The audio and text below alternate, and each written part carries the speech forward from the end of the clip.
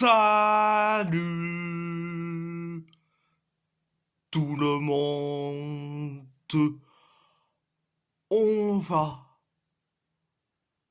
en parler sur l'actu mercato estival 2024. Direction Galatasaray.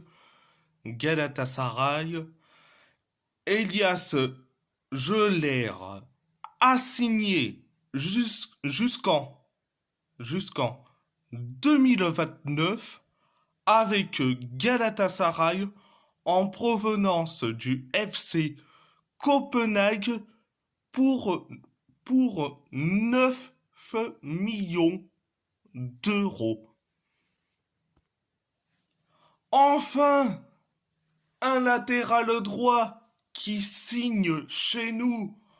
Enfin, je dirais franchement, Elias Geller, je dis franchement, c'est une top recrue.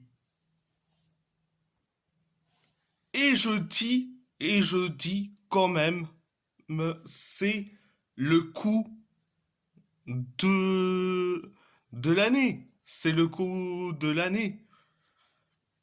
C'est le coup de l'année. Le coup du siècle, je dirais franchement, c'est le coup du siècle.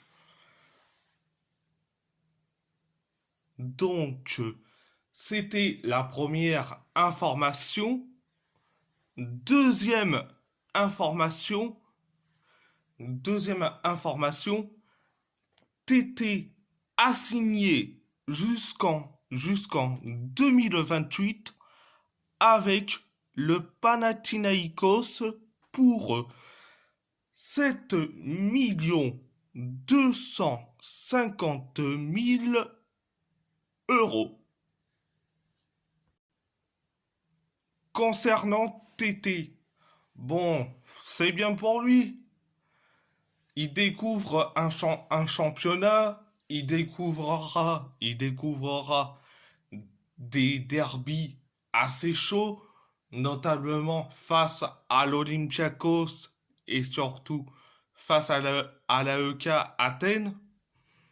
Et après, personnellement, ça me fait chier. Ça me fait chier. Pourquoi? Pourquoi je dis ça? On n'a pas laissé une deuxième chance pour, Tété, mais on laisse une deuxième chance à Hakim Ziyech, qui est aussi catastrophique et nullissime comme Tété, mais les pros Ziyech ont laissé une deuxième chance. Contrairement à Tété, malheureusement, il part. Mais je trouve ça scandaleux de faire ce deux poids, deux mesures. Ce deux poids, deux mesures. Pourquoi? On laisse une deuxième chance à Hakim Ziyech. Et concernant Tété, non, Tété, tu dégages et on va laisser la place à un autre ailier droit.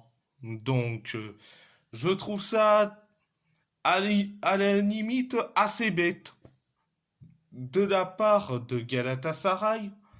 Et je dirais franchement, bonne continuation TT ou Matthäus Martins, excusez-moi. Direction, l'AS Roma, l'agent de Mathias Soulé et à Rome enfin de régler les derniers détails du transfert. La visite médicale pourrait déjà être programmée selon Sky Sport.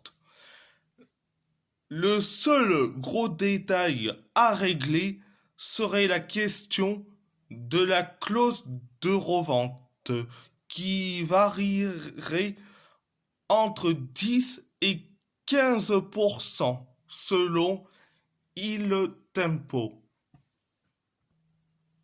Bon, concernant Mathias Soulet, je suis très content qu'il vienne à l'AS Roma. Donc c'est le seul joueur qui voulait que la Roma. Et je dis franchement, il a bien fait de partir de la Juventus pour rejoindre la Roma, personnellement. Donc, c'était la première information. Deuxième information. Samuel Dahl débarque aujourd'hui, aujourd'hui à Rome. Au programme, la visite médicale et la signature d'un contrat selon il tempo.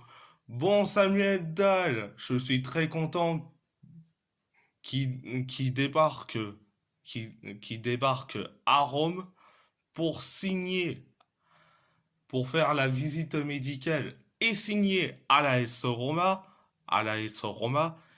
Est-ce que il va être performant ou il va faire une Olaso Balken numéro 2? Donc, pour ça, affaire à suivre, affaire à suivre. Direction Wolverhampton. Wolverhampton. Actuellement, les Wolves ne souhaitent pas laisser partir Hugo Bueno, malgré l'intérêt concret de plusieurs clubs selon Liam Kane. Heureusement que Wolverhampton ne laissera pas partir Hugo Bueno. Donc ils ont bien fait parce que de une, il est en concurrence avec Ryan Aït-Nouri. Et bien je dis franchement, Wolverhampton a bien fait de le garder Hugo Bueno. Direction, le FC Porto, le FC Porto, le FC Porto s'intéresse à Jota Silva. Les Dragons tenteront de le recruter en cas de départ de Galeno, selon SIC Noticias. Concernant Jota Silva, certes, c'est un excellent joueur. Il a fait une très bonne saison avec le Victoria, Guimarães. Bon, ok. Mais le seul problème en cas de départ de Galeno, certes, tu vas le mettre où? Sur le banc des remplaçants? Pour ça, bonne question, et affaire à suivre. Donc, c'était la première information. Deuxième information, David Vignache n'a encore joué aucune minute en pré-saison et devrait quitter le FC Porto. Des clubs étrangers sont intéressés et un prêt avec option d'achat est sur la table selon Porto Youth.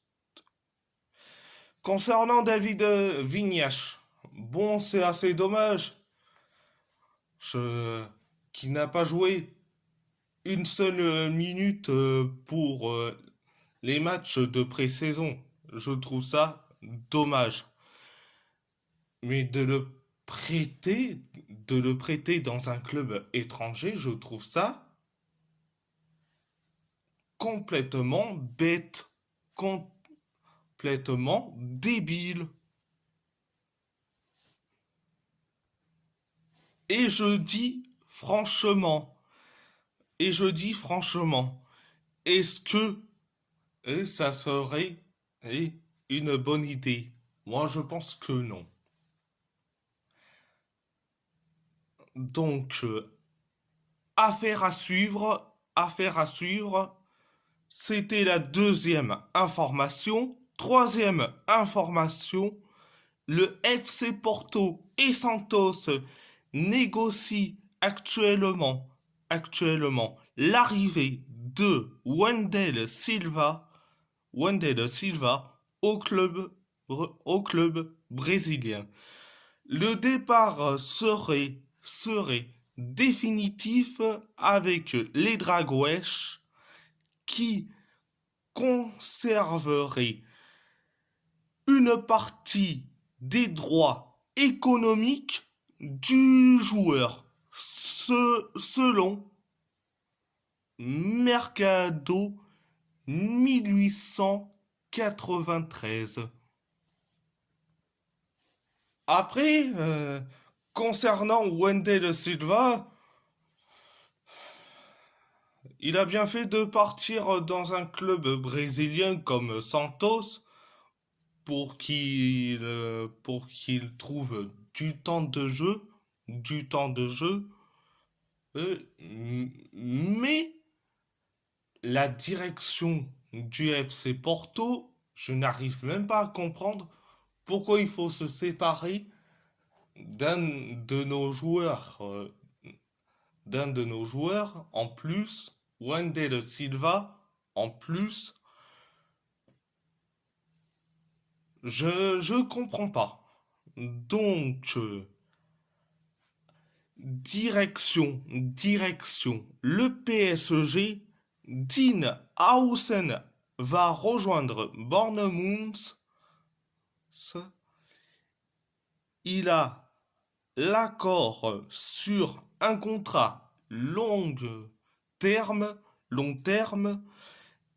et va passer sa visite médicale. La Juventus a accepté de le céder pour 18 millions d'euros plus une clause de revente. Fin de la piste au PSG selon Fabrizio Romano. Après, concernant Dean Housen, bon, je suis très content pour lui qui signe à Bournemouth, mais je peux pas en vouloir à Dean Housen, ce n'est pas de sa faute, mais je vais carrément en vouloir à la Juve. Pourquoi?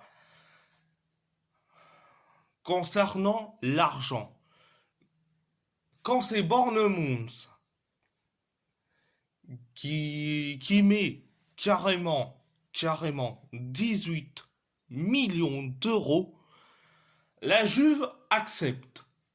Quand c'est le PSG qui a proposé 25 millions d'euros, mais non, la Juve a refusé. Ils veulent que ça soit 30 millions d'euros. En fait, on se fait passer pour des pigeons. On se fait passer pour des pigeons. Et je dis franchement, il faut arrêter d'être dans la matière pigeonnesque. Il faut arrêter. Donc, c'était la première information.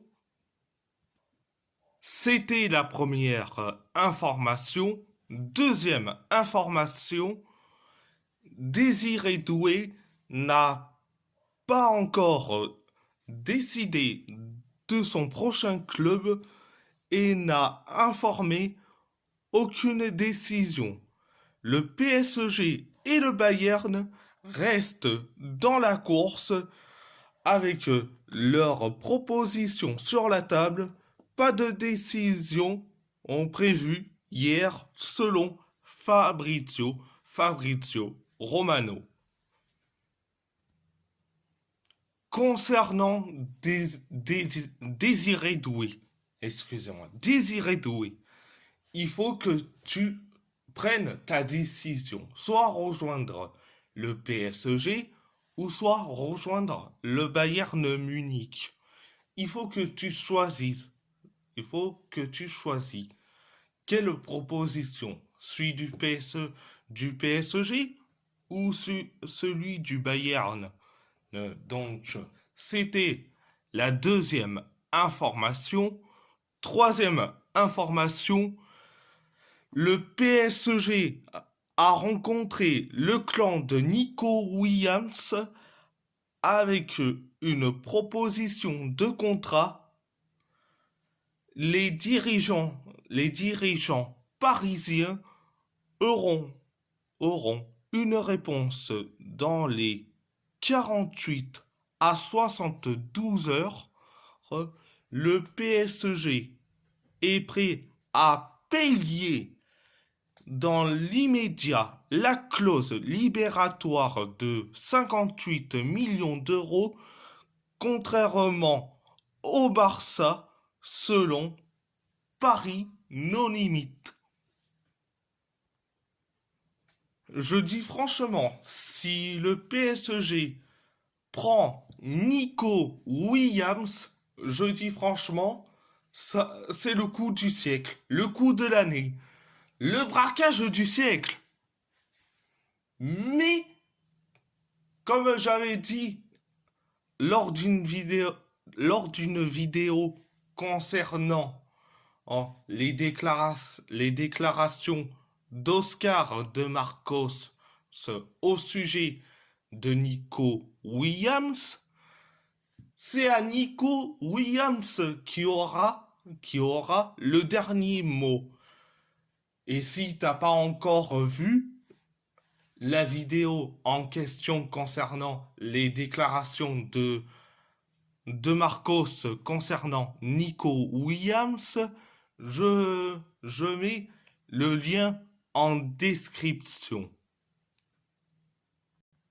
Donc, c'était la troisième information. Quatrième information. Benfica se rapproche d'un accord avec Renato Sanchez et avec l'agent du joueur pour impliquer dans l'accord de Joao Neves selon Fabrizio Romano. Concernant Renato Sanchez et Joao Neves avec. Je dis franchement, ils ont bien fait et de se débarrasser de Renato Sanchez, excusez-moi, et de le mettre dans le deal avec Joao Neves. Donc, ils ont bien fait. Donc, c'était la quatrième information. Cinquième information. La cinquième information. Fabian Ruiz n'a jamais été approché par Arsenal,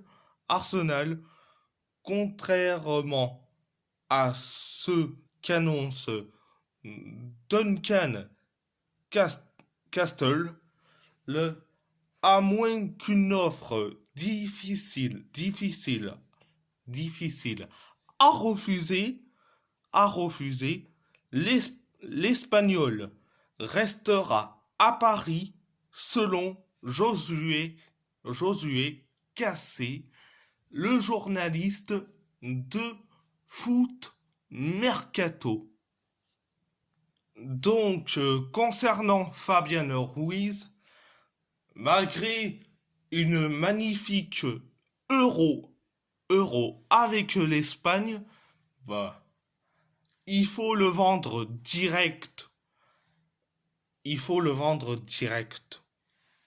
Donc, donc, à part ça, c'est tout. Et si la vidéo vous plaît, abonnez-vous à ma chaîne YouTube, likez, commentez si vous avez envie ou pas, c'est votre choix. À part ça, je vous laisse et merci beaucoup.